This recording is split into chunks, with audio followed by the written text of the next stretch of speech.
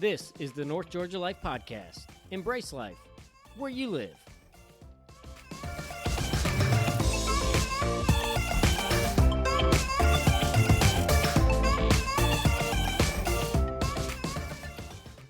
Welcome to the North Georgia Life Podcast. It's Jake, your host. Today's episode is going to absolutely blow your socks off if you will get in the car and do a little bit of driving. I emphasize just a little bit because it's really not much. But we are up at Rock Mtn State Park, which is one of the most scenic, gorgeous views in the state of Georgia. I say that without the slightest shred of selling you something that it's not.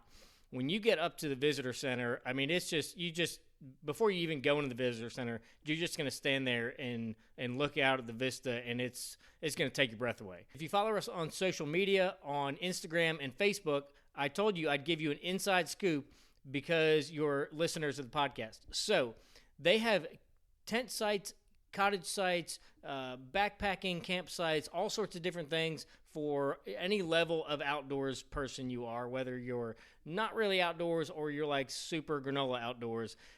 They've got something for you. So I asked them when we've wrapped up the podcast, what are the best sites for camping, cottages, what have you, in terms of location, view, all that sort of things. So I'm going to give them to you right now, and that way, if you're going to go up there, which you really, really should, because regardless of where you are on the outdoor spectrum, you're literally 8 to 10 minutes from downtown Clayton, which has some of the best eating. Regardless of what kind of cuisine you like, you will find something that is going to knock your socks off in downtown Clayton. The tent sites, if you are looking for good tent sites, okay, Number eight is good because it's right next to, it's the closest site to the restroom. So if that's where you need to be, that's a good site for you. 15 is good as well as 16. And then really kind of 41 through 48 on the upper side. Number 21, if you can get campsite 21, that is the one you want. That is the big money right there. Great view year round. The cottage sites, pretty much sites 2 through 6. You've got the vista view over the town of Clayton, and then just nothing but mountains behind that. So really, really gorgeous views. That's your inside scoop. You know where to find us online: Facebook, Instagram, North Georgia Life Podcast. You can email us for ideas for future episodes, northgeorgialifepodcast@gmail.com. You can always put a comment or something on social media to get that to us as well. And if you've got someone that you work with or somebody that you know that just needs to get out and explore a little bit, they seem like they're kind of in a rut or in a funk, share this podcast with them, tag them in an episode, and give them something fun to do on the weekends or with their family. Last thing before we get into this episode, the next couple months, I'm just telling you, I say this without the slightest shred of selling you short, are going to blow your ever-loving mind, some of the stuff that we've got coming up on the podcast. You are not going to want to miss the next 2 to 3 months of what I've got lined up, and it's probably going to be the best part of your year, 2020, if you actually get out and go to some of these places. So with that, we'll get started with Rock Mtn State Park. Welcome to the North Georgia Life Podcast. I have a exciting episode. I think they're all exciting, but I will say this one comes with an absolutely second to none spectacular view, and is definitely something in our North Georgia region that if you have not been up to Rock Mtn State Park, you are missing an absolutely beautiful part of the state and a treasure in our North Georgia region. So we are here today with Jessica James, who is the park manager. She is recently here, but has been with DNR for, you said, about 15 years? Yes, sir, 15 years.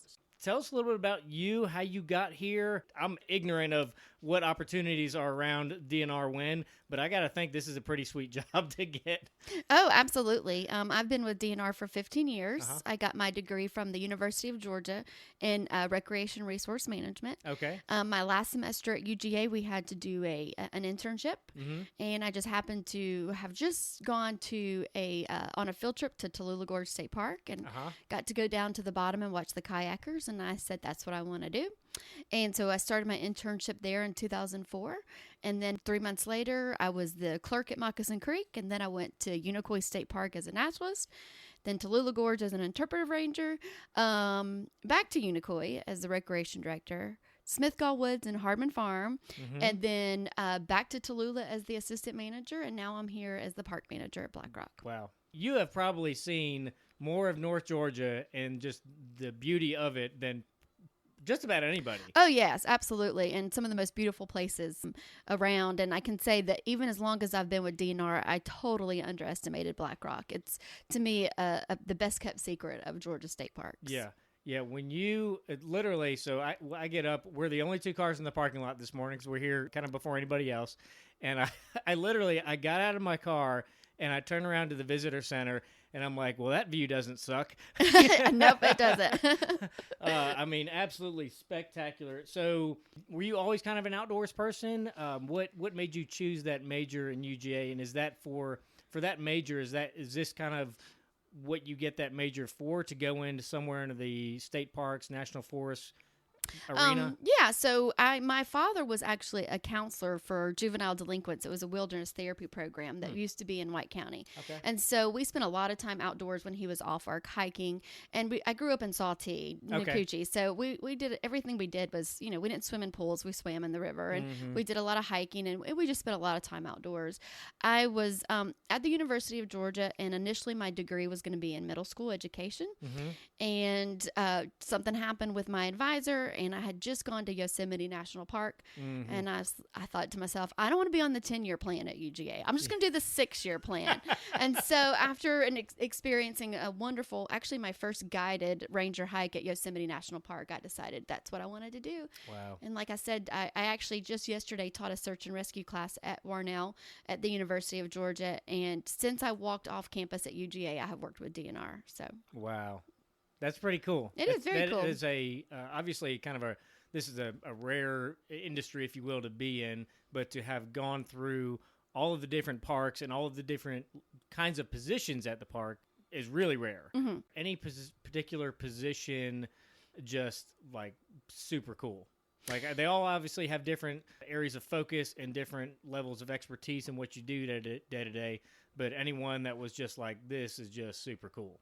Well, obviously, all of them are correct. Tallulah Gorge is a little bit more exciting because of the rescues and just the number of visitors. So compared to all the parks I've been to, the day visitation is pretty intense at Tallulah Gorge State Park. So while every day is different in any state park, Tallulah Gorge was a little bit more intense.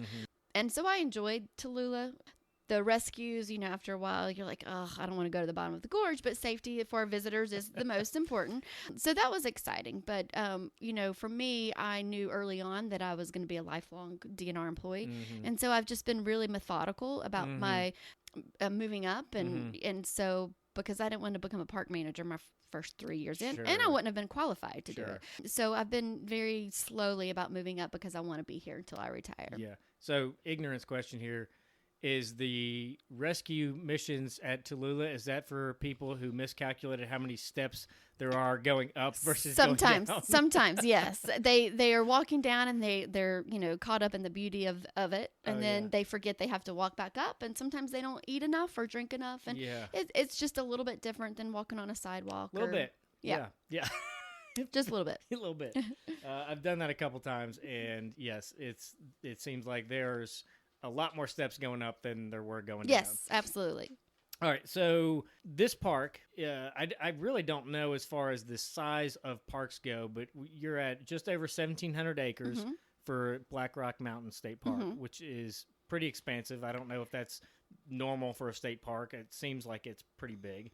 And you've got pretty much everything here. You've got everything from hiking, fishing, camping. You've got RV, stuff. You've got tent sites that you can hike into. You've got an actual campground type thing. So pretty much for any level of, whether you're someone that wants to go glamping, as they say, where you're not really camping, but you're kind of out there, versus somebody who wants to go like complete rustic tent, going backcountry kind of thing. You've got everything in between, and some pretty good fishing around here, I understand. Yes. So talk us through a little bit about those things, the different features of the park and kind of who they're geared for. Okay. So we've also got 10 cottages. And so they've got gas fireplaces and they have excellent views. And so right now during this time of year, those are, you can book those. And just if you need a weekend away, being so high up, I think people feel like it's so far away from everything. But really, we're only 10 minutes from Clayton. It takes longer to get off the mountain than it actually does to get to Clayton. But the camping, like you said, we've got 4 backcountry sites that you can actually take your backpack and hike in.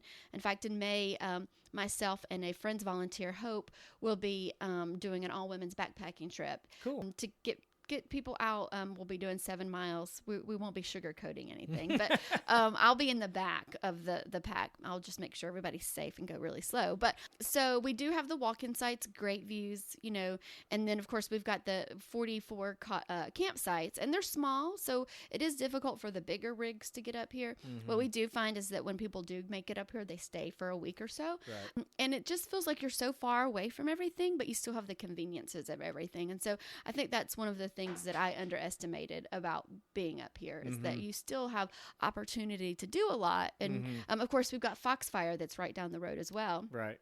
And that's an opportunity for people to experience what the Appalachia culture was, prior to 441 running through here. So we've got a little bit, like you said, a little bit of everything for everyone. And we've got, the James Edmonds Trail that's a pretty intense trail, but then we've got the Lake Trail that's just under a mile. That's great for kids and taking your dog out. So yeah, it's kind of it's a sweet little park, I think, and a lot cooler, so in the summertime when people are looking for cooler temperatures, it's a great place to come. Yeah, it's a little bit colder. When I got out of the car up here, I said, oh, good thing I wore my vest today because temperature's probably, I don't know, maybe 10, 15 degrees. Usually 8 to 10, yeah.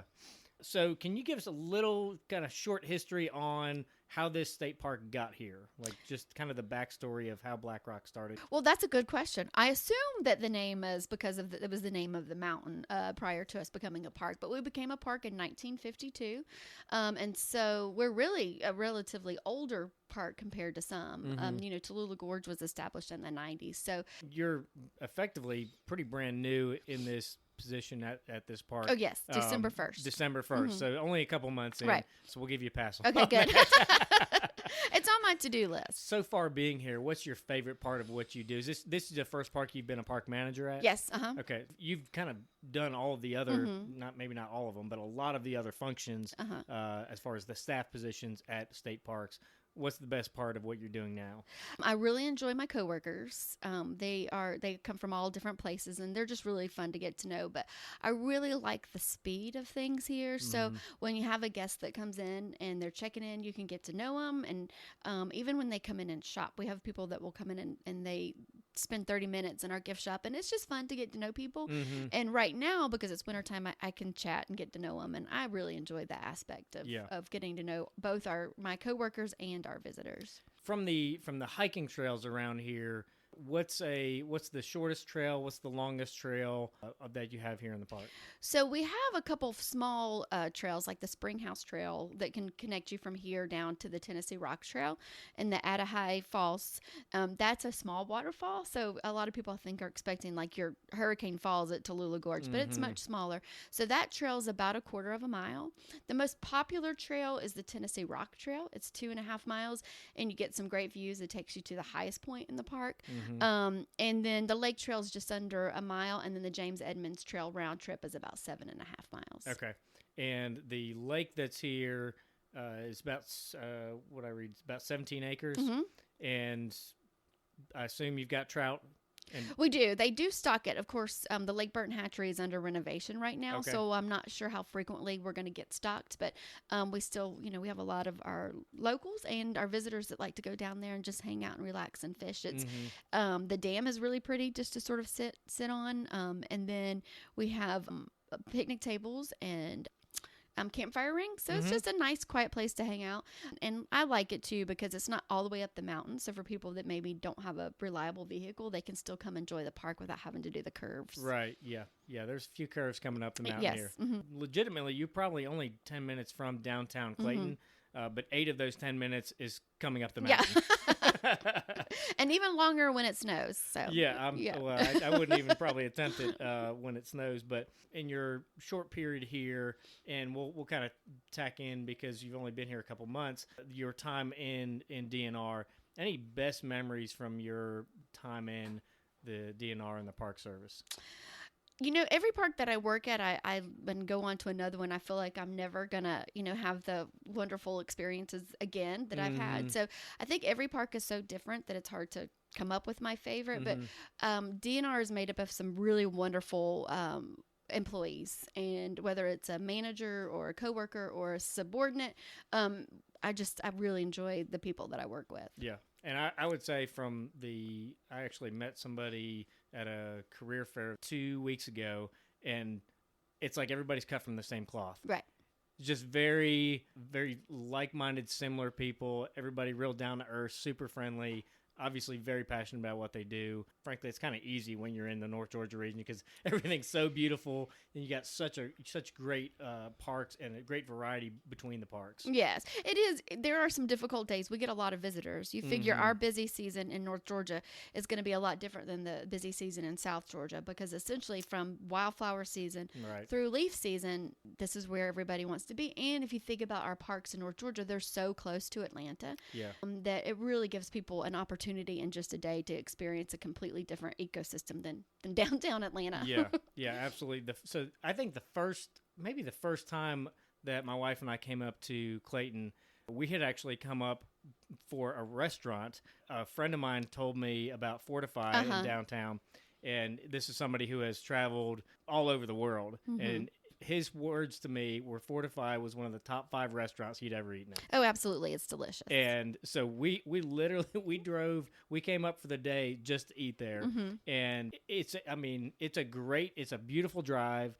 It's not difficult. It's pretty much a straight shot from wherever you're coming south of here. It's pretty much a straight shot.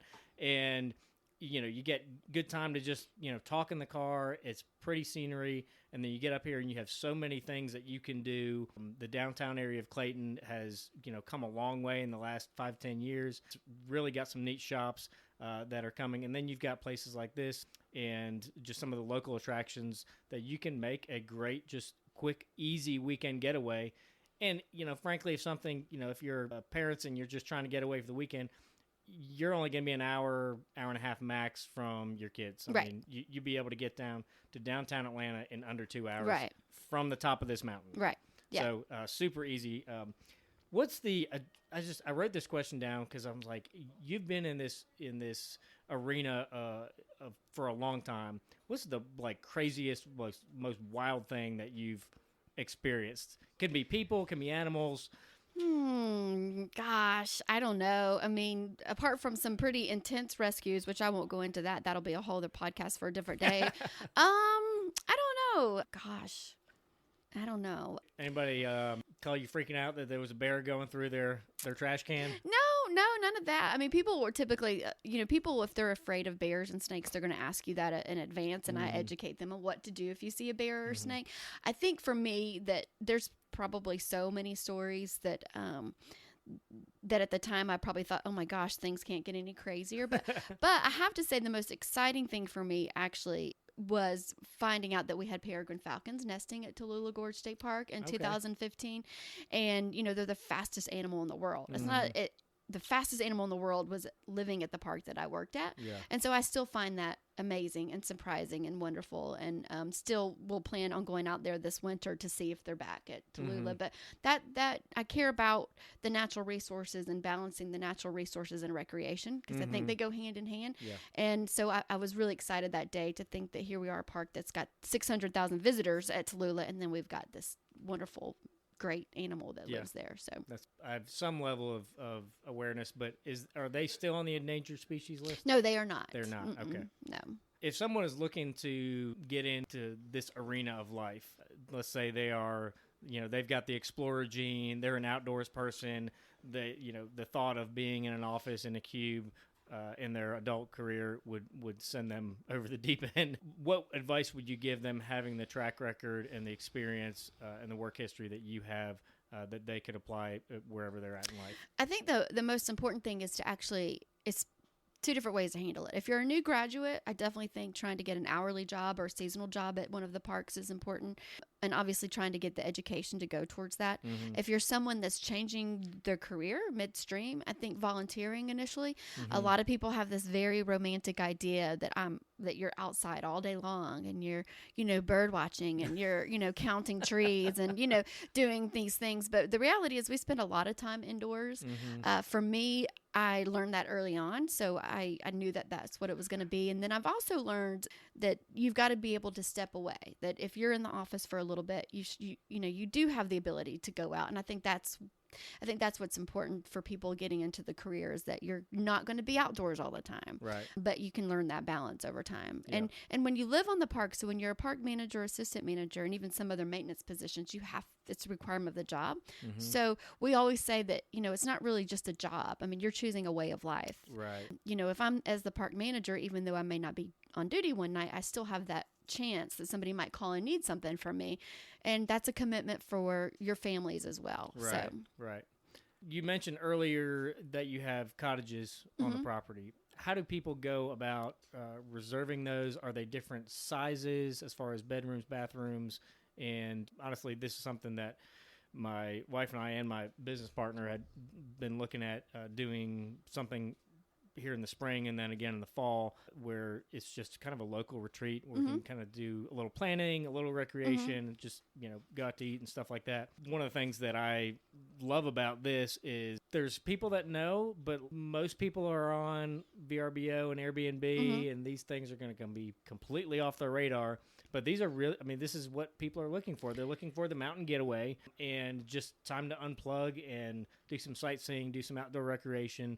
So talk a little bit about what those cottages are that people can reserve and how to go about that. Okay. So the easy way is to reserve any amenities that we have on the Georgia State Parks website, or you can call 1-800-864-7275. So with the cottages, we have 3-bedroom cottages and 2-bedroom cottages. Only 2 of them are 3-bedroom. Okay. And we only have 2 pet-friendly, because a lot of people do like to bring their pets with them. So those are the 3-bedroom and the pet-friendly. They go pretty quick. So when you know that you want to reserve them, you should do that. And you can do that 13 months out. Okay. I would say that, and it's the same with the campsites, I would say that for what sets us apart from like your Airbnbs is that we can also do programming things with you. So we could take your company on a guided hike. Some of us, including myself, can do team building activities where we kind of get you to work together through things. And there's a small fee for that. Usually it's like $15 per person.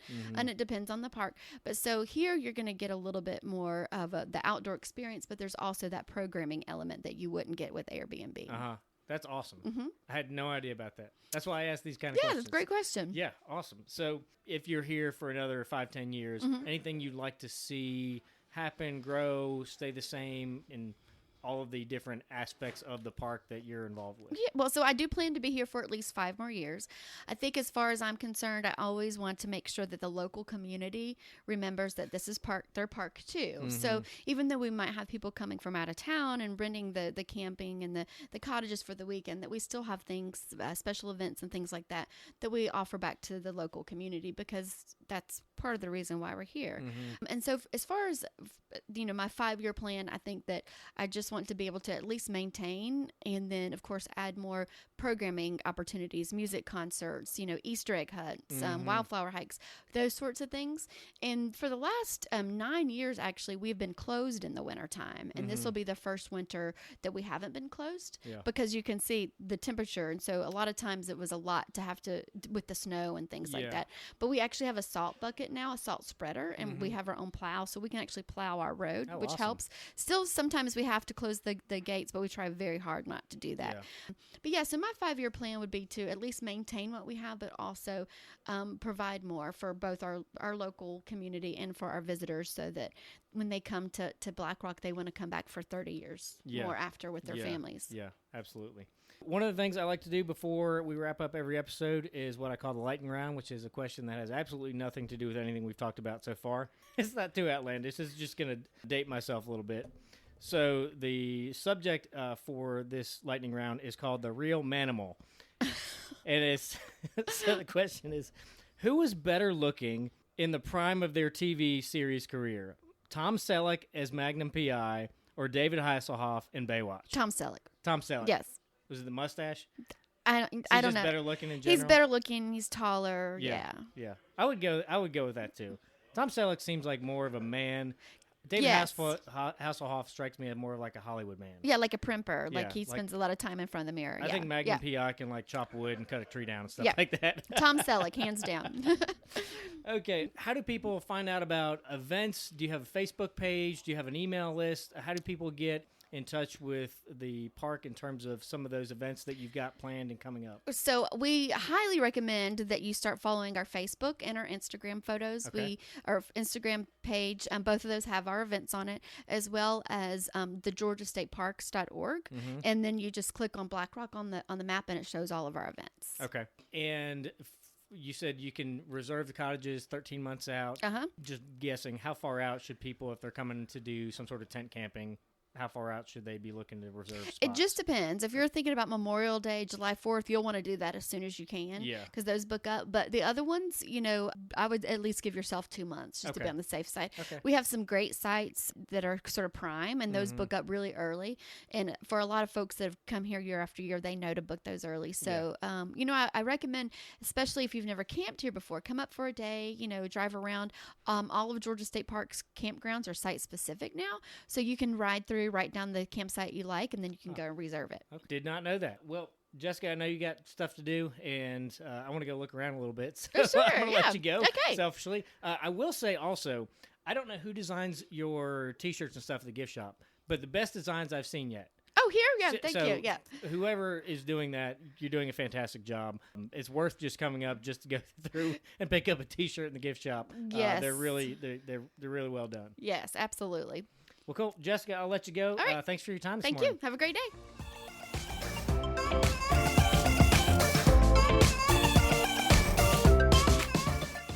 This is the North Georgia Life Podcast. Embrace life where you live.